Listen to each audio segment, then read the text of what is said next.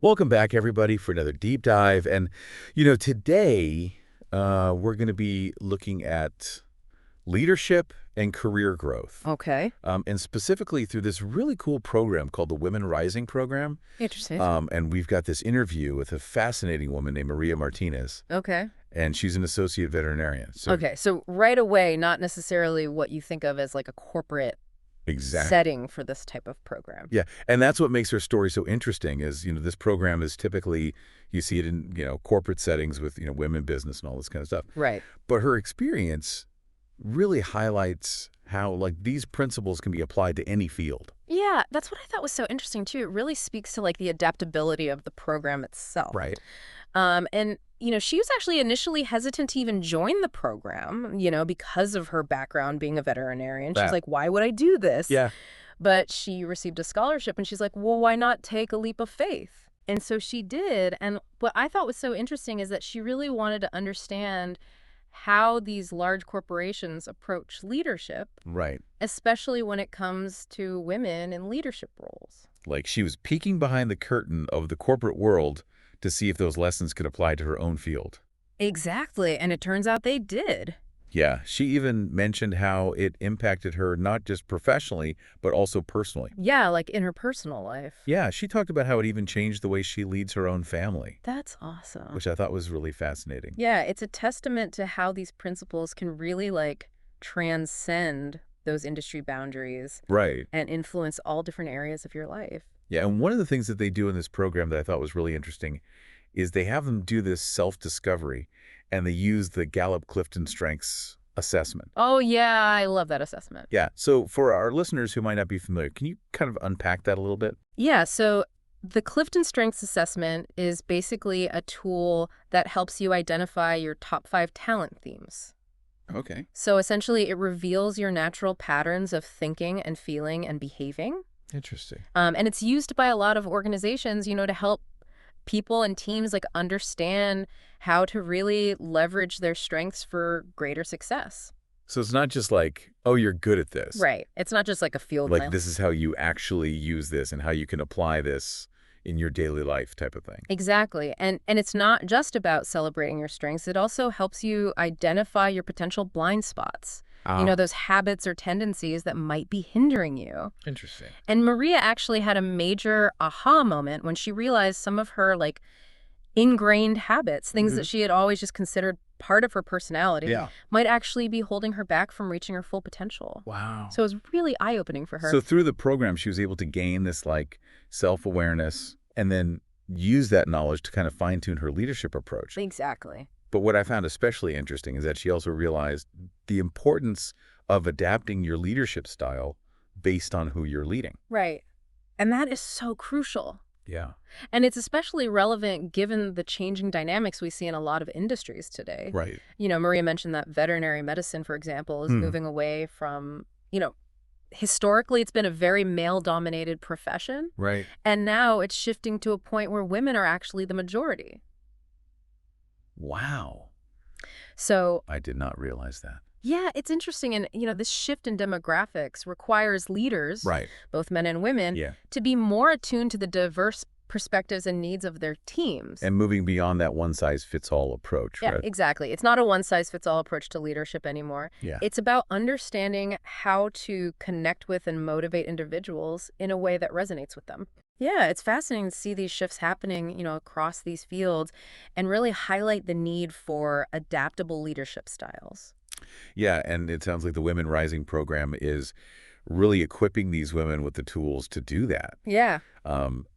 The one example that Maria shared that I thought was so interesting was how she actually used her analytical skills to advocate for change within her clinic. Oh, okay.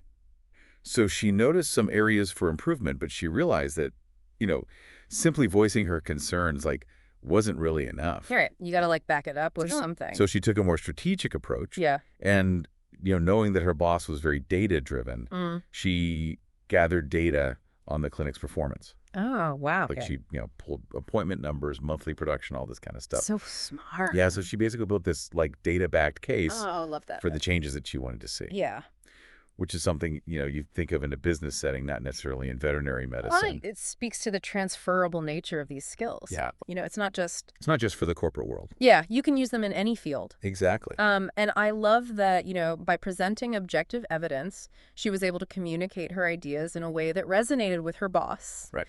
And ultimately, it led to, positive changes within the clinic. It's a great example of how this program really empowers women to advocate for themselves Exactly. and for the changes that they want to see. And for what they believe in. Yeah. And it's not just about professional growth either. Right. The program also, you know, encourages participants to really examine their approach to work-life balance, which is something I think we all struggle with. Oh, yeah, big time. Maria even admitted when she was like a high achiever, often pushing herself to work long hours and take on more than she could handle. Yeah. And she realized this was leading to burnout. Yeah. And it was negatively impacting her family life. It's such a common trap. Right. Especially for those of us who are driven and passionate about our work. You want to give it your all. You want to do it all. Yeah. But then you're just exhausted all the time. And then you're no good to anyone. Right. So through the program, she kind of had this realization of like, okay, I need to set some boundaries. Right. And I need to prioritize my well-being a little bit more. Absolutely. And so she made a conscious decision to actually like limit her work hours. Okay. Like she set a clear start and end time each day. Oh, wow. So that she could, dedicate that quality time to her family without feeling like she was constantly being pulled in different directions. It's all about balance, right? Right. Finding that equilibrium. Yeah. And it's not about like switching off from work necessarily. Right. But she found that, by setting these boundaries, she actually became more focused and productive during her designated work hours. Yeah, it's about working smarter, not harder. Right. And recognizing that taking care of ourselves allows us to show up as our best selves in all areas of life. Yeah.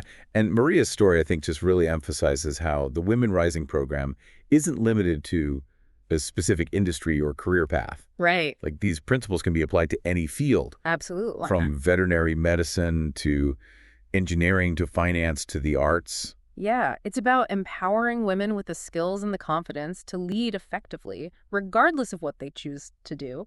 I love that. And that's what makes this deep dive, I think, so compelling. Yeah. Because it really challenges, that traditional notion of what leadership looks like and who can be a leader. Right. It breaks down those barriers. Right. And it shows that anyone, regardless of their background or their profession, can embrace leadership and make a difference. It's not about that formal title necessarily. Yeah, exactly. It's about taking initiative and advocating for change. Yeah. And inspiring others. And creating a positive environment wherever you are. Absolutely. Yeah. Yeah, it's so inspiring to see how she was able to, apply these concepts to her own life. Yeah, she really took it and ran with it, She embraced the program and she saw those tangible results. And what's interesting too is that she was initially drawn to the program because she wanted to learn from those corporate leadership models. Right. But what she ultimately discovered is that these principles can be applied, like you were saying, anywhere. Anywhere, yeah. It's not just for the corporate world. Exactly. She saw firsthand how those skills translated to her work as a veterinarian. Right. A field that's traditionally been quite different from the corporate world. Yeah. So it really reinforces the idea that leadership isn't confined to a specific setting or industry. Right. It's a mindset. It's a skill set. Yeah, and it can be cultivated and applied anywhere. This really challenges the traditional notion of what a leader looks like and where those leadership skills are developed. Totally. It breaks down those barriers and it shows that anyone, regardless of their background or profession, can embrace leadership and make a meaningful impact. I love that. And Maria's story is a great reminder that leadership isn't just about holding a formal title. It's about taking initiative, advocating for change, inspiring others, and creating a positive environment wherever you are. Yeah, it's about recognizing that we all have the potential to lead. Right. Whether it's within our families, our communities, or our workplaces. And the Women Rising program just gives women that framework to do that. Yeah, it provides that framework and the tools to help women unlock that potential and lead with confidence and purpose. So as we wrap up this deep dive into Maria's experience with the Women Rising program, I want to leave our listeners with a thought-provoking question. Okay, I like it. If you were to participate in this program, What aspect of your leadership style would you be most interested in exploring and developing? Ooh, that's a good one. Something to think about. Yeah, maybe there's an area where you feel particularly strong and you want to leverage it even more effectively. Right. Or maybe there's a blind spot, that you'd like to address, Yeah. a habit or tendency that you sense might be holding you back. It's about being honest with ourselves about our strengths and our weaknesses, and then seeking those opportunities for growth. And remember, this journey of leadership development, Yeah, it's not a one-time event. It's an ongoing process. absolutely. It's about continuously learning, adapting, and striving to become the best leaders we can be. And on that note, thank you so much for joining us for this deep dive. Yeah, this is great. And until next time, keep diving deep.